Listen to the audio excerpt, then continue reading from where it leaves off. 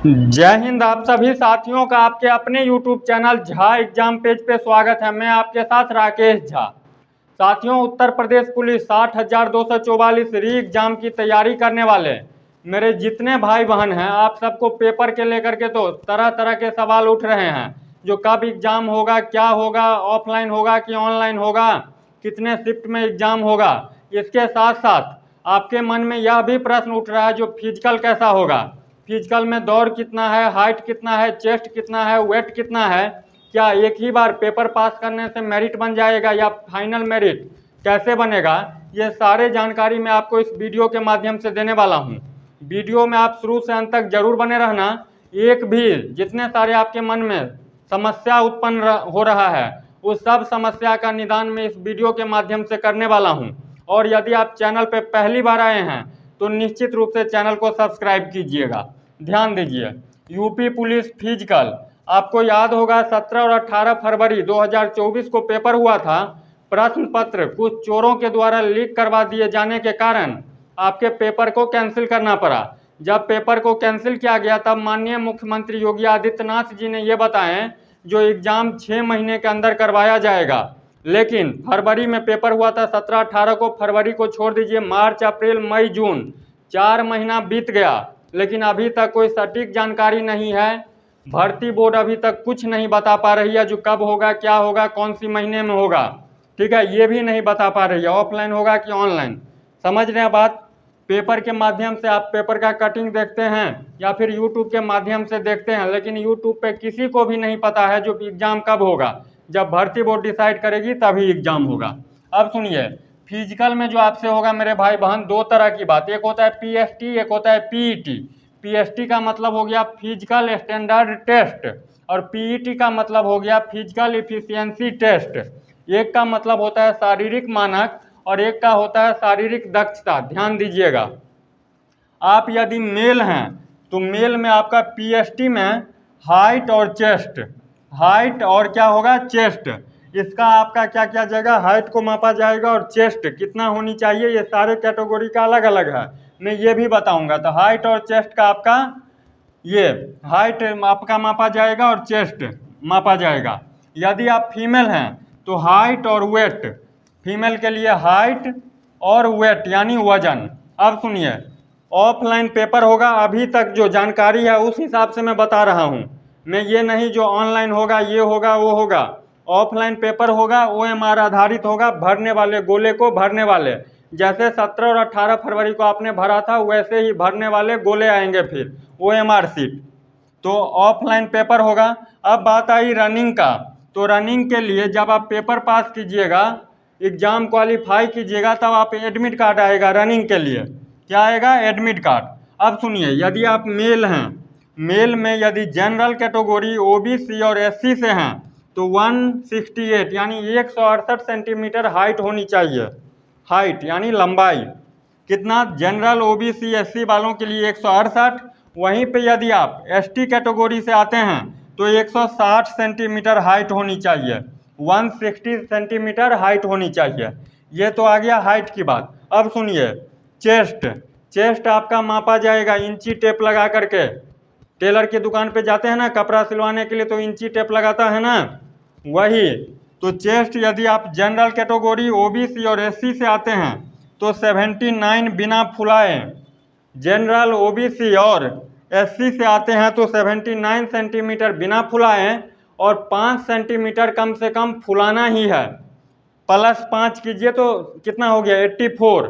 बिना फुलाए 79, फुला करके 84, 5 सेंटीमीटर न्यूनतम यानी कम से कम आपको फुलाना ही है। अब आपके मन में होगा यदि मेरा चेस्ट 76 है या 77 है और मैंने 7 सेंटीमीटर फुला दिया और दोनों को जमा करके 84 ले आया तो क्या मेरा होगा, तो बिल्कुल नहीं होगा। चेस्ट में आपको छांट दिया जाएगा, भगा दिया जाएगा, साधारण भाषा में समझिए। 79 मिनिमम बिना फुलाए और फुला करके 84 यानी मिनिमम 5 सेंटीमीटर फुलाना है। किसको, तो जनरल ओबीसी और एससी वालों को। यदि आप एसटी कैटेगरी से आते हैं तो आपका चेस्ट 77 सेंटीमीटर होनी चाहिए, 2 सेंटीमीटर का एसटी वालों का छूट दिया गया है और 5 सेंटीमीटर फुलाना है। तो 77 में 5 को प्लस कीजिए, कितना आ गया, 82। वही बात यदि कोई एसटी से मेरे भाई हैं और उनका चेस्ट 75 सेंटीमीटर ही है और वो सोच रहे हैं जो मैं 7 सेंटीमीटर फुला दूंगा मैं जमा करके, मतलब इसका जो क्राइटेरिया है 77 और 5 82 ले मतलब हो जाएगा मेरा, तो क्या मेरा होगा? बिल्कुल नहीं। बिना फुलाए 77 और कम से कम 5 सेंटीमीटर फुलाना है। यदि 7 सेंटीमीटर फुलाते हैं, 8 सेंटीमीटर फुलाते हैं तो और अच्छी बात है। यहाँ तक समझ में आ गया? इतना बात यदि समझ में आ गया तो निश्चित रूप से चैनल को सब्सक्राइब कीजिएगा। अब सुनिए, यदि आप फीमेल हैं, फीमेल कहने का मतलब महिला हैं, तो जनरल कैटेगरी से आते हैं, ओबीसी से आते हैं, एससी से आते हैं, तो आपका हाइट 152 सेंटीमीटर 152 सेंटीमीटर हाइट होनी चाहिए। यदि आप एसटी से आते हैं तो 147 सेंटीमीटर 147 सेंटीमीटर। यदि आप फीमेल हैं, ये सभी कैटेगरी के लिए वजन है 40 किलो। यदि आप उत्तर प्रदेश पुलिस में आप महिला कांस्टेबल बनना चाहते हैं तो आपका वजन 40 किलो न्यूनतम होनी चाहिए। नहीं तो ऐसा नहीं जो आप चोरनी डकैतनी को पकड़ने गए और आप उसको पकड़ करके गाड़ी में बैठा रहे हैं थाने ले जाने के लिए और वही आपको बंधक बना लिया, वो जो डकैतिन सब है वही आपको पकड़ करके बंधक बना लिया। तो ऐसा नहीं करना है, खाना पीना है और एकदम 40 किलो न्यूनतम वजन रखना ही है।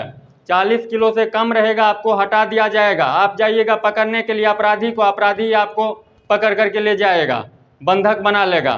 तो ऐसा नहीं, ऐसा बनना है जो एक घूसा मारिए अपराधी को वहीं पे क्या कर दीजिए, ढेर कर दीजिए।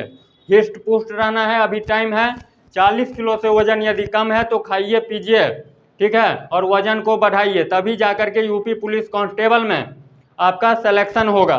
फीमेल के लिए वजन है 40 किलो, याद रखिएगा। 40 किलो से कम होगा आपको नहीं लेगा, ये बात समझिएगा।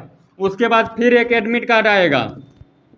क्या आएगा? एडमिट कार्ड रनिंग के लिए। ध्यान दीजिएगा, रनिंग वाले यूपी पुलिस कांस्टेबल में यदि आप मेल हैं और रनिंग के लिए आप जाते हैं तो आपको दौड़ाया जाएगा 4.8 किलोमीटर 25 मिनट में। 25 मिनट टाइम देगा, 4.8 किलोमीटर यानी 5 किलोमीटर से कम दौड़ाया जाएगा 25 मिनट में, ठीक है। ये सभी कैटेगरी के लिए है। यहाँ पे कैटेगरी ये नहीं है जो एससी वालों को कम, ओबीसी वालों को ज़्यादा, जनरल वालों को और ज़्यादा, ऐसा नहीं है।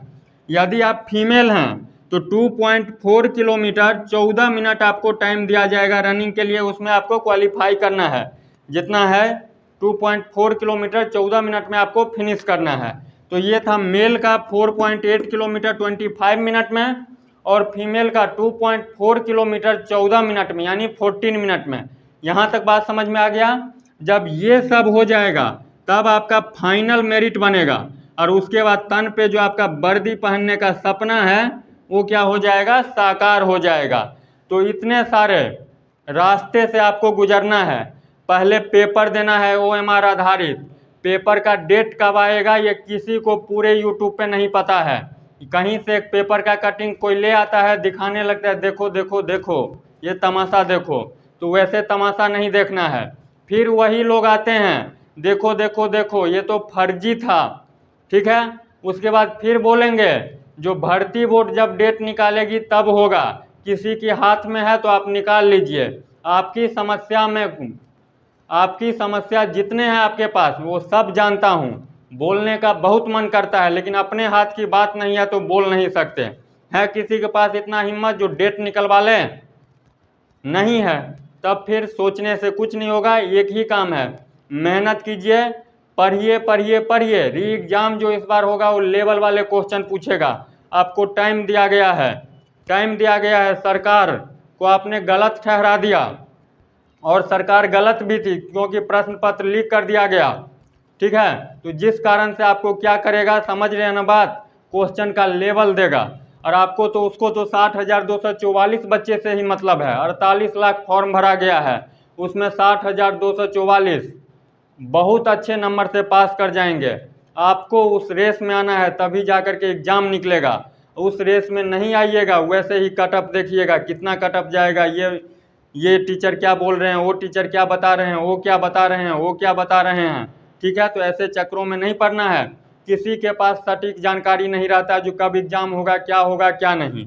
समझ गए बात? चैनल पे नए हैं, सटीक जानकारी चाहते हैं, निश्चित रूप से चैनल को सब्सक्राइब कीजिएगा, वीडियो को लाइक कीजिएगा। कोई डाउट हो कमेंट बॉक्स खुला हुआ है या फिर नंबर आपको दिखाई देता होगा, उस नंबर पे कॉल करके आप पूछ सकते हैं।